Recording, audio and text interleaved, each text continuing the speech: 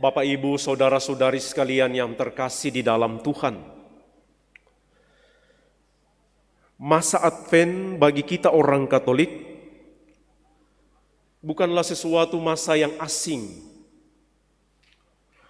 Masa Advent menjadi kesempatan bagi kita untuk secara istimewa, secara khusus mempersiapkan diri untuk menyongsong kedatangan Tuhan. Kedatangan Tuhan yang secara seremonial kita rayakan dalam perayaan Natal. Maka kita mempersiapkan Natal dengan masa Advent.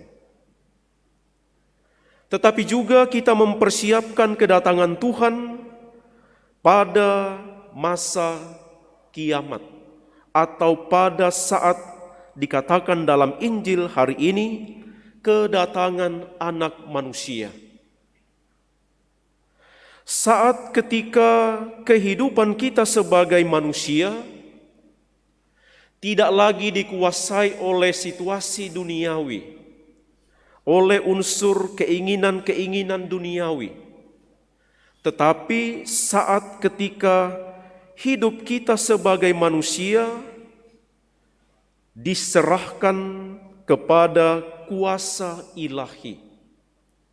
Saat ketika kita semua mengalami hidup baru sebagai anak-anak Tuhan. Itulah yang ingin kita persiapkan dalam masa Advent. Dan saat itu saudara-saudari dalam Injil dikatakan tidak tahu kapan terjadi. Kapan Anak Manusia itu akan datang. Kapan saat hidup kita menjadi kiamat. Kapan saat Yesus datang untuk mengambil segala-galanya dan dibawa kepada Bapa di surga. Tetapi yang pasti adalah Anak Manusia itu pasti datang. Yesus lalu menyebutkan contoh yang dipakai ketika zaman Nabi Nuh.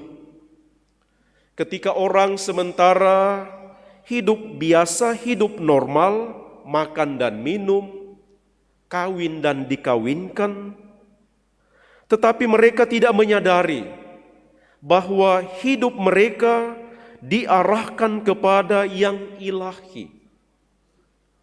Mereka hanya sibuk merasakan kehidupan di dunia ini tanpa menyadari bahwa hidup mereka yang sesungguhnya diarahkan kepada hidup bersama Tuhan. Maka karena tidak ada yang mempersiapkan diri selain Nuh dan kerabatnya, mereka itu dikatakan dibinasakan oleh air bah. Maka saudara-saudari sekalian, masa Advent menjadi nuansa utamanya adalah pengharapan.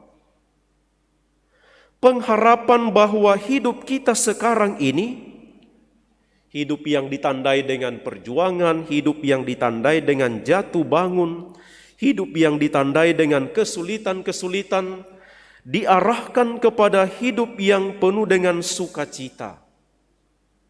Yang dalam bacaan pertama sudah dinubuatkan oleh Nabi Yesaya, bahwa semua orang yang setia kepada Tuhan mengarahkan hidupnya untuk mengalami damai sejahtera. Damai sejahtera bersama dengan dirinya, damai sejahtera bersama dengan orang lain. Yang ditandai dengan orang tidak lagi sibuk untuk bermusuhan, untuk berperang. Orang tidak berusaha lagi untuk saling mengalahkan. Orang membangun kehidupan, mengubah pedang menjadi mata bajak, mengubah tombak untuk berperang menjadi pisau untuk memangkas. Itu berarti seluruh hidup manusia diarahkan untuk mengalami damai sejahtera di hadapan Tuhan. Maka masa Advent bagi kita, ibu bapak saudara-saudari, membuat kita tidak kehilangan pengharapan. Dalam hidup yang biasa, kita bekerja sehari-hari, hidup di tengah keluarga, hidup dalam pelayanan kita masing-masing, tetapi kita mengarahkan hidup kita itu akan hadirnya yang ilahi untuk menguasai diri kita. Maka tidak ada cara yang bisa kita lakukan selain saran yang disampaikan oleh Rasul Paulus dalam bacaan kedua. Tanggalkanlah kehidupan kegelapan. Hari telah hampir malam. Malam sudah hampir lewat. Dan sebentar lagi pagi akan tiba.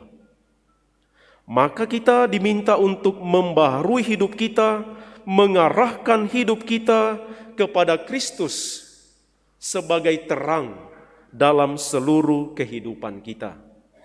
Kita menanggalkan cara hidup yang penuh dengan kegelapan. Malam sudah hampir lewat dan sebentar lagi pagi akan tiba. Sebab itu, marilah kita menanggalkan perbuatan-perbuatan kegelapan dan mengenakan perlengkapan senjata terang. Marilah kita hidup dengan sopan seperti pada siang hari. Jangan dalam pesta pora dan kemabukan. Jangan dalam percabulan dan hawa nafsu. Jangan dalam perselisihan dan iri hati. Dan saudara-saudari, itu bisa kita alami, disediakan oleh gereja melalui sakramen tobat. Sakramen tobat menjadi tanda yang kelihatan di dalam masa Advent untuk menunjukkan bahwa kita semua mengarahkan diri kita kepada hidup yang baru. Kita semua mengarahkan diri kita kepada Kristus yang datang untuk menyelamatkan kita.